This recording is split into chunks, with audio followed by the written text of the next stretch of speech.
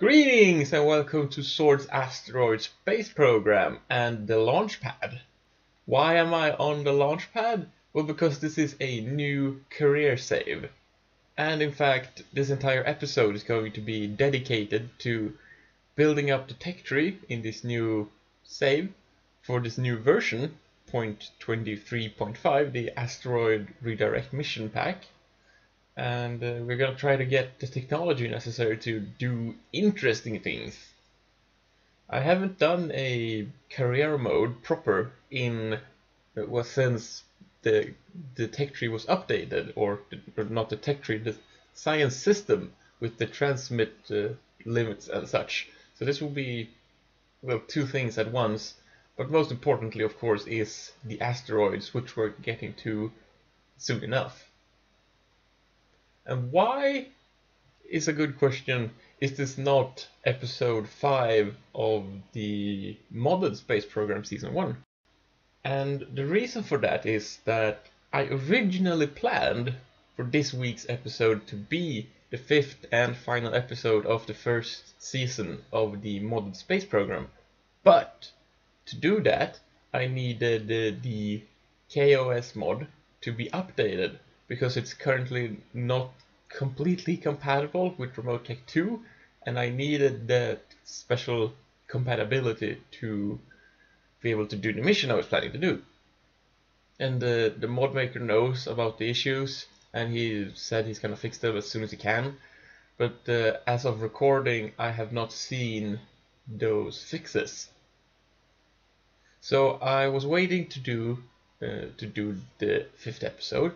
And then this update came along. They patched Kerbal Space Program, and they is Squad in this case.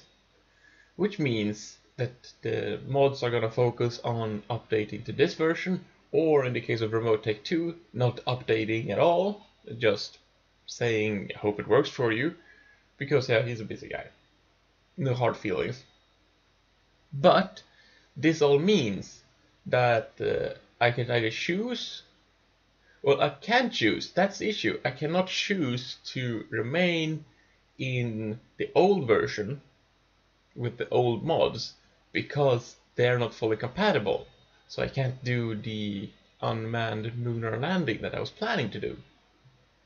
And if I update, I'm gonna update to the mods for this version. And not all mods are updated. Last I checked, Real Fuels, for example, did not incorporate the new parts, and that's gonna be kind of bad. I'm gonna want to wait until at least that's fixed. So this is what we're doing in the meantime, and I'm planning for this to be a short series. I have no idea if it's actually going to be a short series, but I'm gonna try to keep the pace up. So this entire first episode is going to try to do as much as is necessary of the tech tree. See, we are a few minutes in and we're already doing the moon mission. This episode actually contains more than twice the amount of footage that is in a usual or regular episode, even an episode of modded space program. Despite the fact that the modded space program takes longer time and you have to have more raw footage per episode, because there's a lot more transport time and such that you're gonna get cut away. This episode is in a regular KSP, it's completely stock. I don't even have Kerbal alarm clock, and makes me feel a bit handicapped. But I still crammed in a lot of footage, because I really do not want to have the entire Asteroid Space Program series to be about advancing the tech tree. Because everyone and their dog is doing that, and I have done it before, even though not with this particular science version, or whatever. You're probably here to see asteroids, and so am I. So I want to get to the asteroid action as fast as possible. So we are doing the first Mun landing, and it's in a crater, and it's terrible because the lander's tipping over. We're gonna have to find a spot. And watching this at 4 times regular speed, I looked like an amazing pilot. I can just slide just above the surface, land, and compensate for vertical velocity. It looks like I'm really professional. it looks less graceful at regular speed, I can tell you. So what are the goals with the Asteroid space program as a whole? I'm gonna set up some goals that I'm gonna try to keep to. And my first thought was to, aim big. Whoops, went the wrong way. Aim big and do something like land one of every asteroid on Kerbin. But I have since realized that the largest, the E-class asteroids, are something like 3,000 tons. So I don't know if I want to or am indeed able to do that. We'll have to see if I'm not going to set it up as a goal. Maybe I'll do it anyway just to prove I can, if I can, which is not at all guaranteed. So my plan is instead going to be to put one of each asteroid in orbit around Kerbin, and one of each, I mean one of each class, A, B, C, D, and E. So we have the new science, and we're gonna unlock some things. These science missions I do are more quick, get there, get a bunch of science and go home, rather than get there and exhaust every single possibility. This is because I get bored and I want to do this fast, and this means I'm gonna do some missions several times. I'm not even going to include everything I do because it's boring. So, first Minimus mission, using some of the new parts. Some of the double-length fuel tanks to reduce part count. Minimus, of course, having got new biomes since I've been there last time, is a profitable science goal. And I'm gonna go there twice this episode because there's a lot of science to gain. And it's also easy to move around because of low gravity. So I arrive and gonna land on these plateaus, a highland here, and very plenty of fuel left. I do not want to ditch the stage, even though I don't have landing legs. So, well, we're just gonna try land on the engine bell, as you do. Let's see here. Nope. Just gonna compensate for that.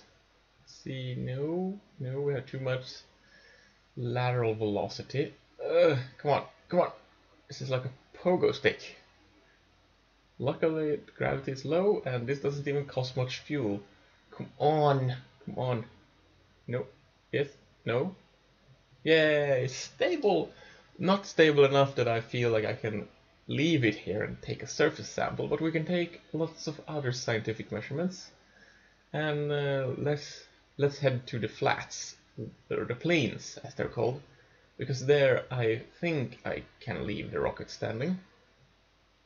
Okay, so we're coming down for a new landing. Anyway, the goals of the space program, the Asteroid space program, I have now decided that they are indeed going to be to capture one of each kind, one of each class of asteroid around Kerbin, or the Mun, or Minmus. They're gonna have to be in the Kerbin system on a stable orbit. That's gonna be my goal. As for asteroid impacts, well, most of the asteroids, at least everything below E-class, is actually rather small as far as asteroids go. So they're not gonna cause any major harm, especially considering there's no cities, there's no populated areas on Kerbin. So it's just not gonna matter if it smashes a big asteroid onto the land. So I'm not gonna care for that, and if you continue to think about it, even the E-class asteroids are not probably gonna cause any damage, because Kerbin is super dense, and therefore probably super hard.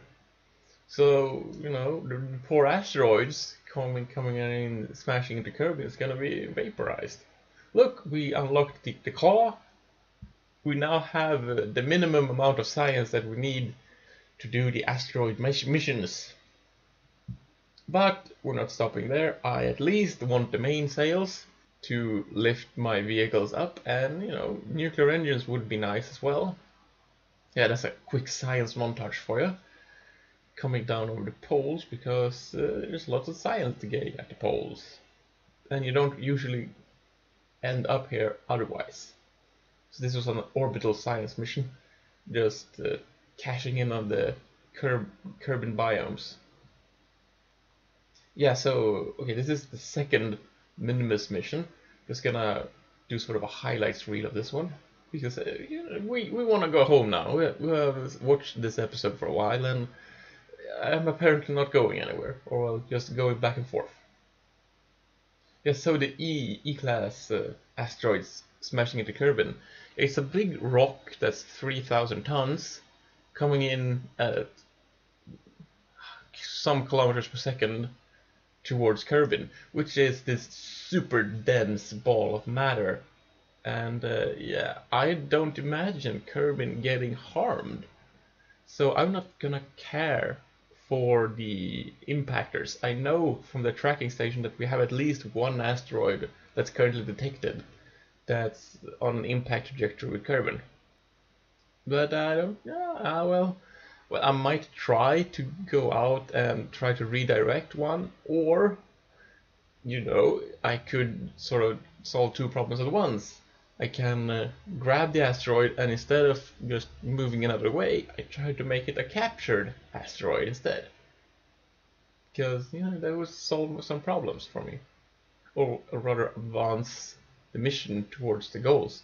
Yeah, so here's a bunch of asteroids. Let's see which one is this one. What to do? This one is an impactor. That's an E-class. That's exciting. Okay, so let's see where this new science hub's got us. Yeah, we got nuclear engines. And which is the last one? More rocket parts or senior docking ports? Gonna go with rocket parts. Thank you for watching. Bye!